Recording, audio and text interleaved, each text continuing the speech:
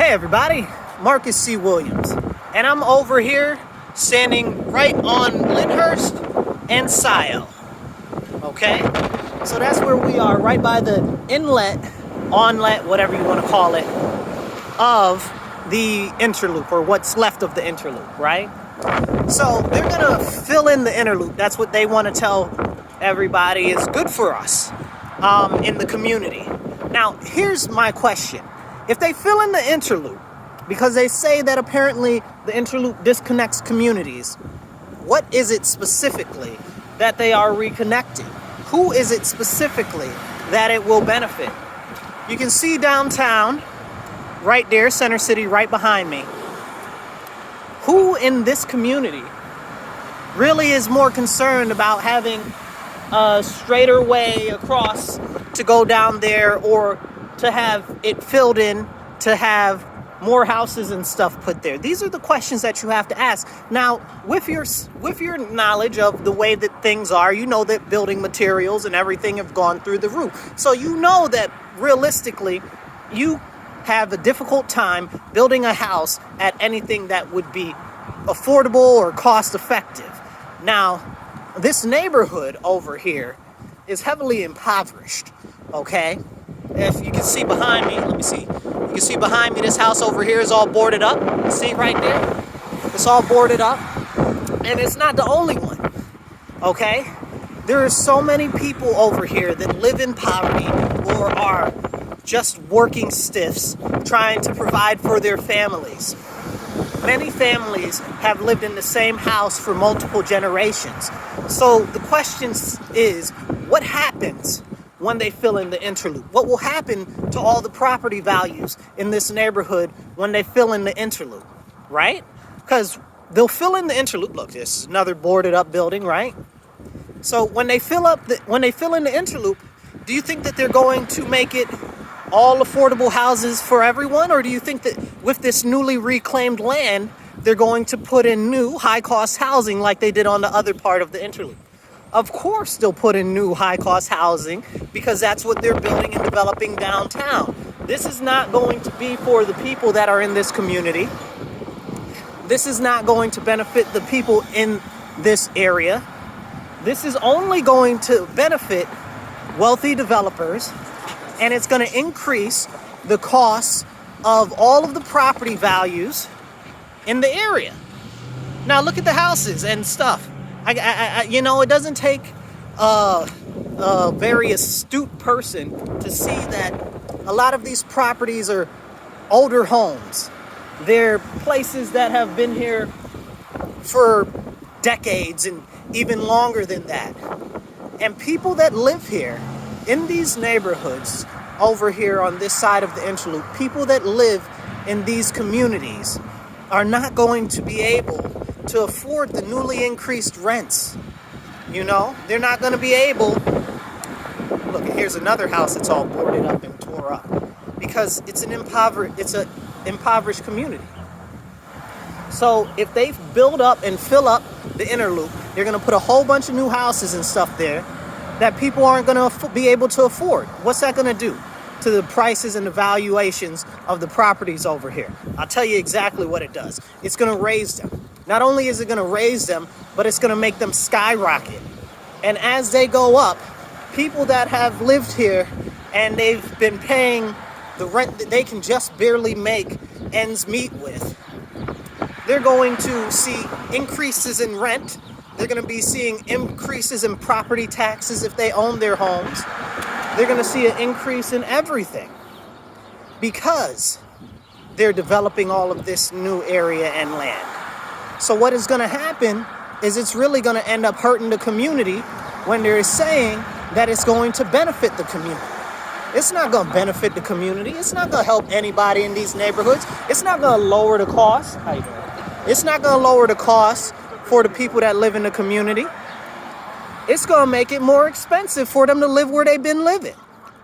If you're living in grandma's house over here right now, you done been over here 3-4 generations, okay, and you're still living in the same house, in the same neighborhood, now all of a sudden your taxes go up, right? But you didn't get an increase at your job. Maybe you're living on Social Security. Maybe you're living on your little bit of pension that you still got left coming in the door. The fact of the matter is that when they put all of this new development and stuff starts coming over here, it's going to do the exact same thing that it did on the other side of the Interloop. They're going to fill it full of all types of nice high-cost housing like they're doing everywhere else in the city. And it's making the city unaffordable to live in. That's the problem. They talk about affordable housing. They talk about how they're trying to reconnect neighborhoods. But it's not going to benefit the people in the community. It's going to push them out.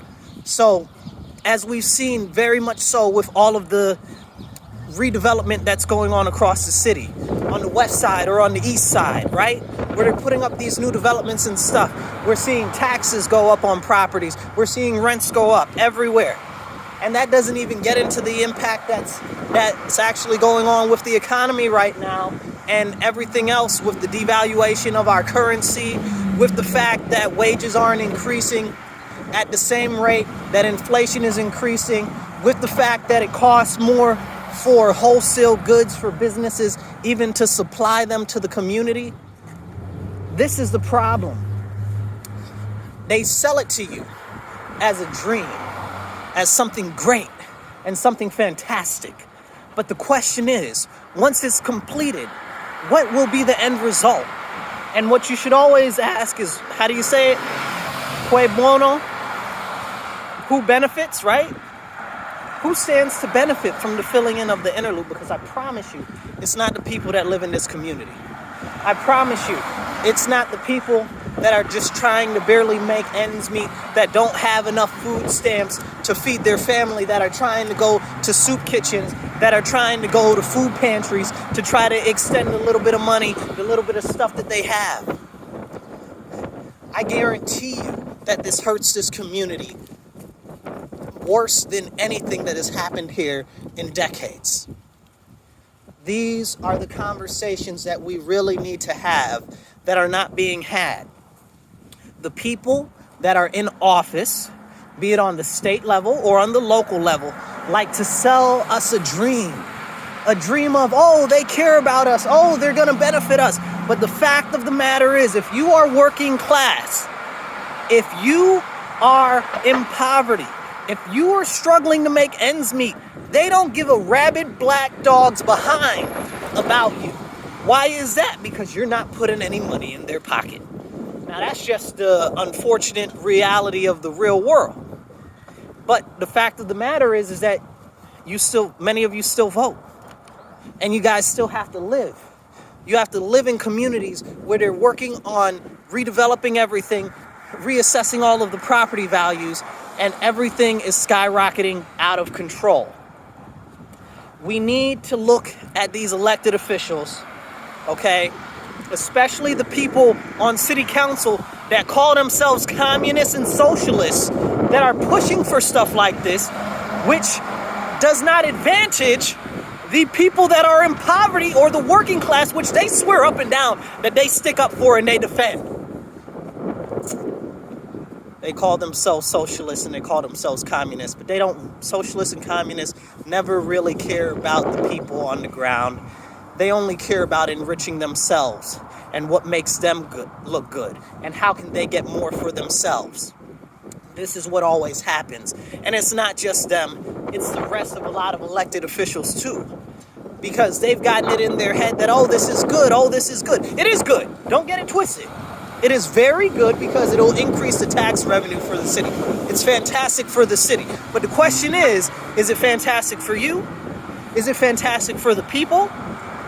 Who stands to benefit? Will it be this community? Because I guarantee you that it will not be the majority of the people that live here. It's something to think about. And it's not just this particular Interloop project. It's all the rest of the construction projects and all of the rest of the development projects and all of every single other project that happens in the city. You need to look at them very, very carefully, and you need to ask who stands to benefit. And will this actually benefit the community? And long term, will it be for us, or will it be for people that they're trying to bring here while they push us all out. You guys be blessed and be well. I'll catch you later.